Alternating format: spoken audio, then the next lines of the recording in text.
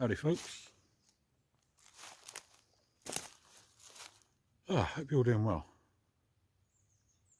So I've come up today onto to a place that's just nearby me. It's my neighbourhood really, which is the Quantock Hills in Somerset. And I've come out for a couple of reasons actually.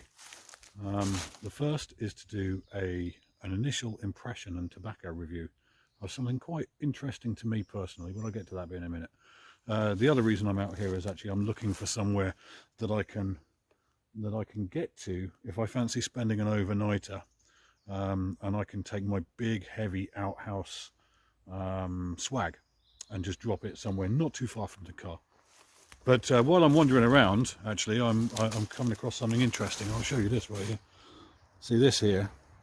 You might hear a car in the background just passing by on the little lane. So this patch of ground here, this is really interesting because there is something that you have in this part of the country that you don't have everywhere around the UK. They're quite rare, and that is wood ants. Up here on the Quantocks, we've got a fair population of them. And what's interesting about this, yeah, so there's still ants mooching about there. But what's interesting about this is this has been dug up by badgers. You can see, oh, sorry for waving the camera about. You can see just up there, all of their little, where they've been digging around, digging for the larvae. Quite a while ago by the look of it, to be fair. I don't think this is recent. But anyway, as I'm wandering about, I just thought I'd share it with you as it was interesting to me. But I'm going to find myself somewhere to sit down, brew up a cup of coffee, and then I will get to the review, which is the purpose of this video. So I'll catch you in a bit.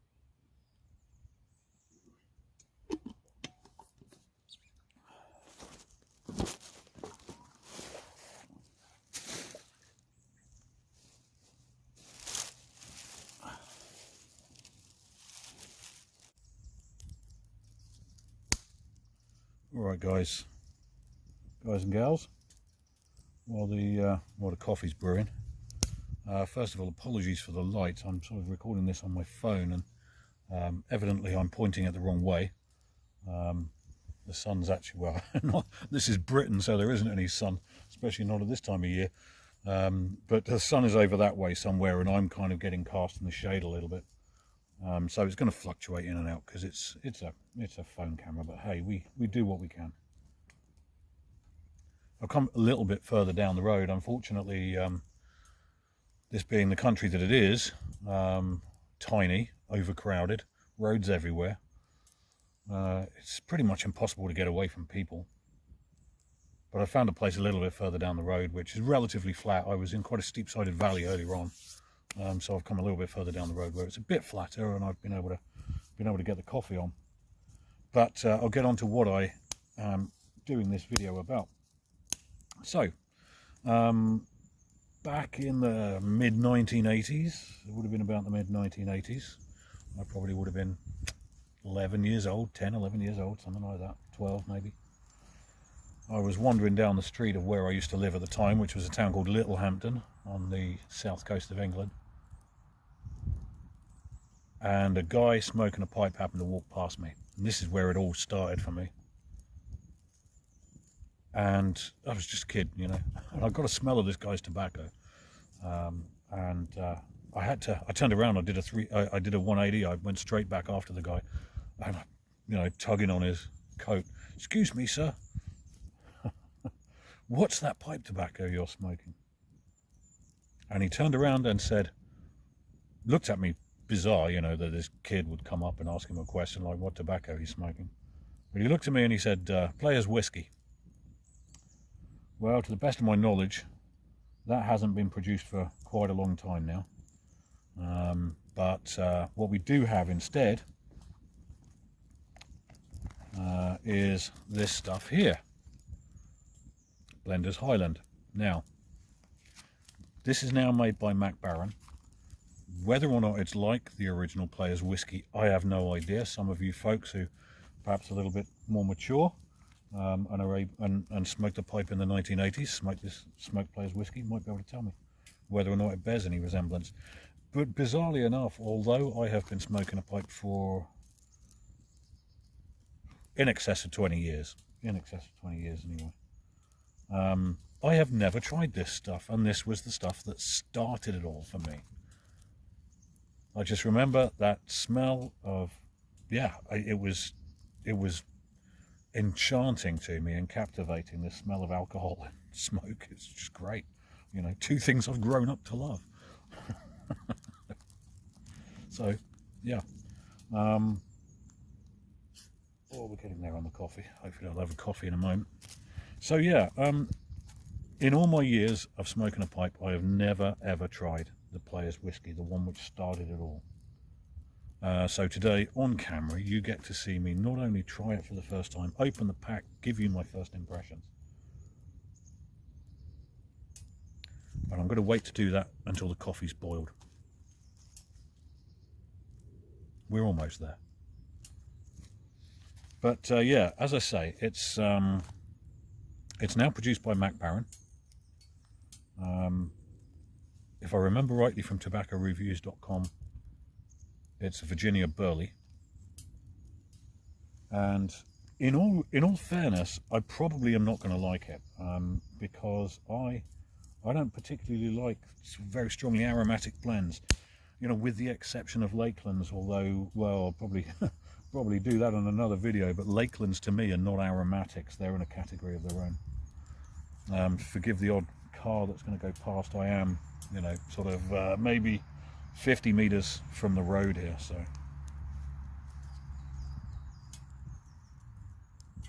Oh, there we go, my coffee's up to the boil, great. It's nothing like cowboy coffee. And I tell you, this firebox stove, it weighs a kilo. It's not the lightest thing to go out hiking into the woods with, but it's so good. And maybe I'll invest in one of the more lightweight versions. I've had a couple of others, cheaper ones from Amazon, that sort of thing, but you know, they've never cut it. The firebox This is the Gen 2, I think. I can't remember. Anyway, the Firebox, absolutely solid, bulletproof bit of kit.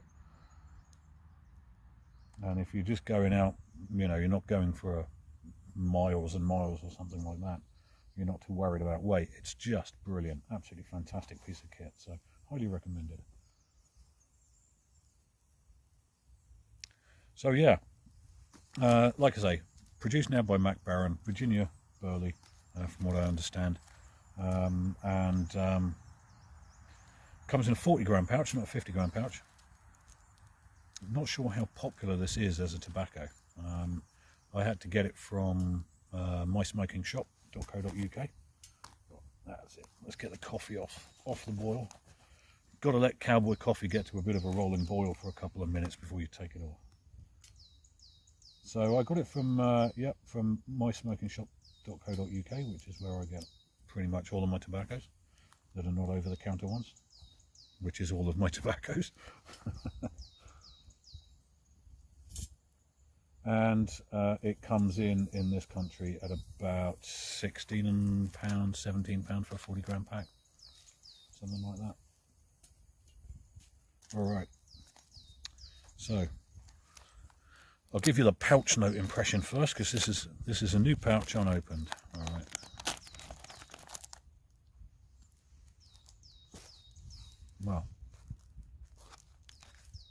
Well.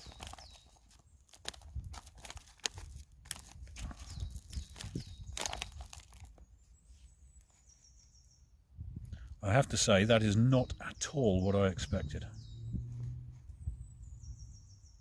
It's sweet, it's fruity, there's a slight hint of whiskey or something like that,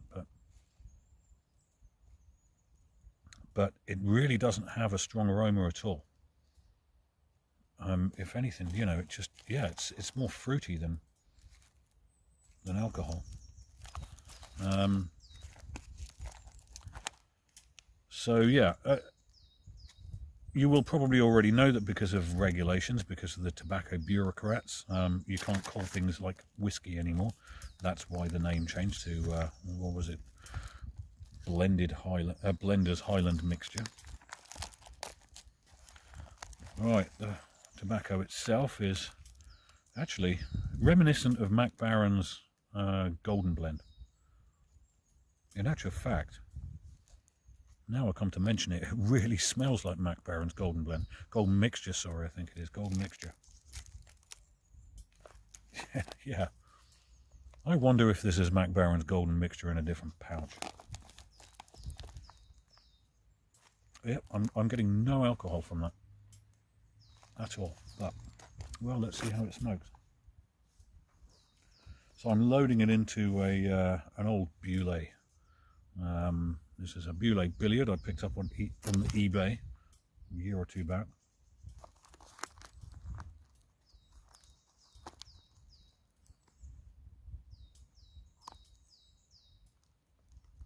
So the reviews I've read of this stuff are that it's very heavily cased, and that it's very whiskey forward. It's got a strong whiskey note. I ain't getting that at all, so we'll see how it is in the smoking.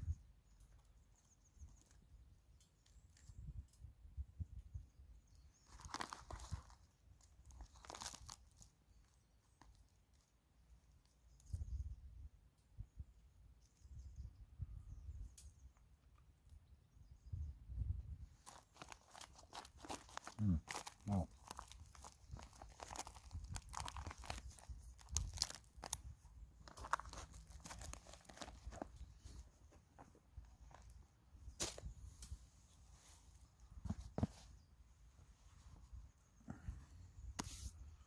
If you want to know the secret to getting the grounds in Cowboy Coffee to sink, two things. First of all, it's a little splash of cold water.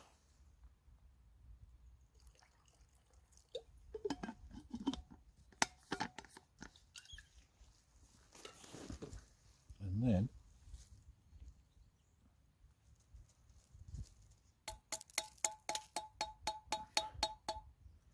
give it a tap.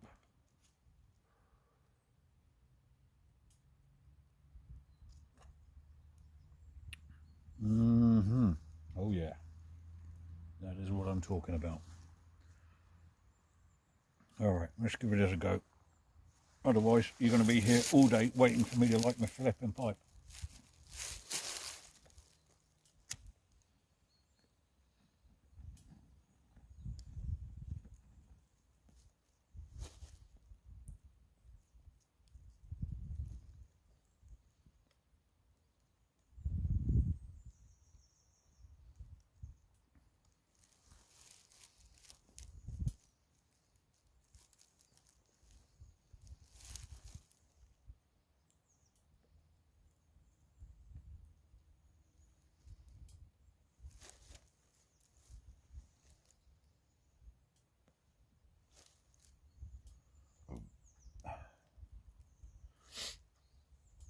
Well,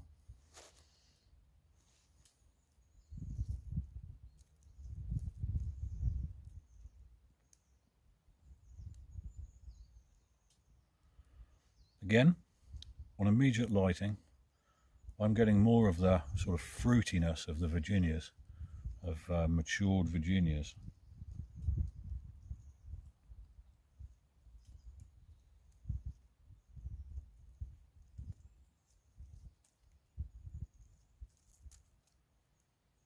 To be quite honest, and I'm still not getting any whiskey.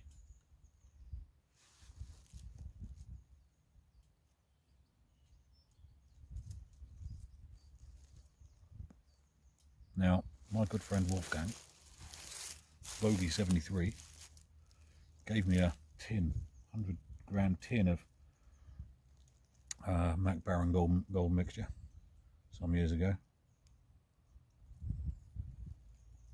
and I am rapidly coming to the impression that this is the same damn thing.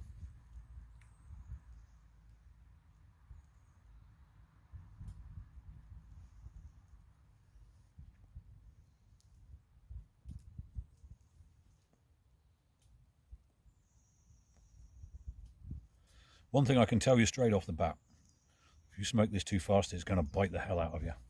That much I can tell.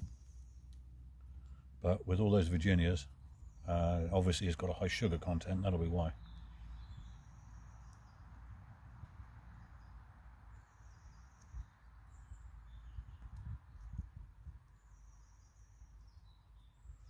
Yeah, I mean, it's nice, it's not unpleasant.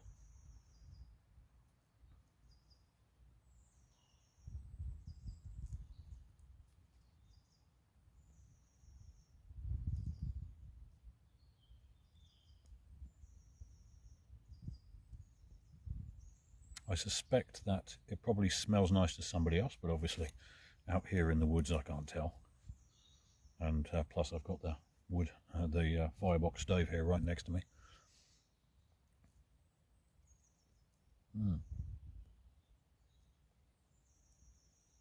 All in all, my immediate impressions are very underwhelming.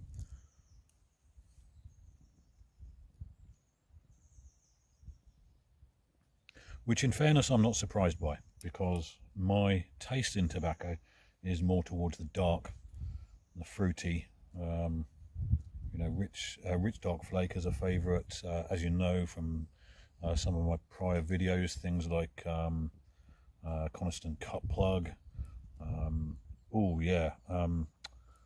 Bad Nun 2 from Sinjaco in Switzerland. That is something else. I've got to find me some more of that somehow. So really, a light coloured, sort of quite heavily cased Virginia forward is not really my kind of cup of tea. I like the darker Virginias. Stoved, I think, is what it is. But it's not unpleasant.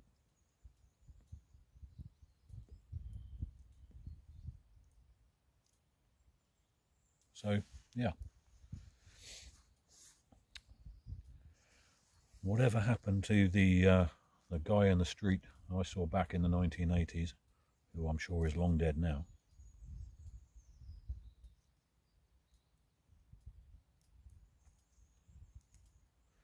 walking past what used to be, back in those days, the Arran Laundry. If any of you from that part of the country, and are as old as I am, you might remember it. It's a big, big building. Used to do all the laundry for all of the local hotels and things like that, guest houses and things, because Littlehampton being a seaside town. So, and I lived right next door to it. I literally lived right on the same street. So the smell, there was always a smell of laundry where I lived. It's long since been knocked down and apartments built in its places, is often the case. But wherever you are, that chap that I bumped into and got a whiff of your tobacco long ago in the mid-1980s, here's to you, sir. Thank you for getting me started on this journey. And I'm sure you'd be very disappointed in the modern equivalent of your favourite pipe tobacco.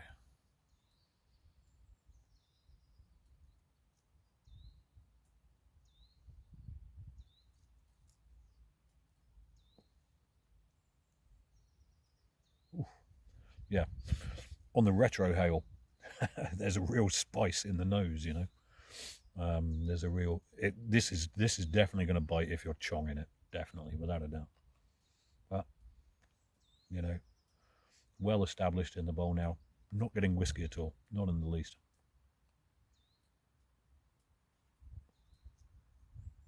So there you go. I'm going to wrap this video up because otherwise this will have taken a long time of your day. But I'm going to sit here and enjoy my coffee and my smoke and the relative piece of the woods. Relative for this country. And I will catch you again soon. Take it easy, folks.